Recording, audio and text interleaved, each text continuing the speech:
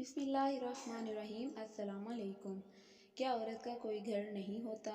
एक बात बहुत मशहूर है कि औरत का कोई घर नहीं होता। पहले वो बाप के घर रहती है, फिर शौहर के घर में और फिर बेटों के। सुनने में काफ़ी खुशनुमा लगता है, हमारी ख़वातीन में ये काफ़ी मकबूल है। लेकिन हकीकत क्या है? हकीकत ये है कि औरत के बगैर कोई घर नहीं होता। आपने अक्सर देखा होगा कि जिस मकान में फ़कत मर्द रहते हैं उसमें मोहल्ले के लोग जाना पसंद नहीं करते। इस तरह अजीज़ व अकारीब भी ऐसे अजीज़ के घर नहीं जाते जो तन्हा रहता हो।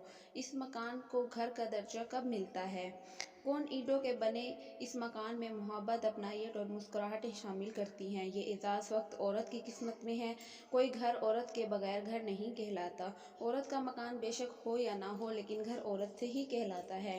घर औरत के बगैर अधूरा और नामुकम्मल होता है। तो जुमला ये हुआ कि कोई घर औरत के बगैर घर नहीं होता। Thanks for watching. अल्लाह हाफिज़।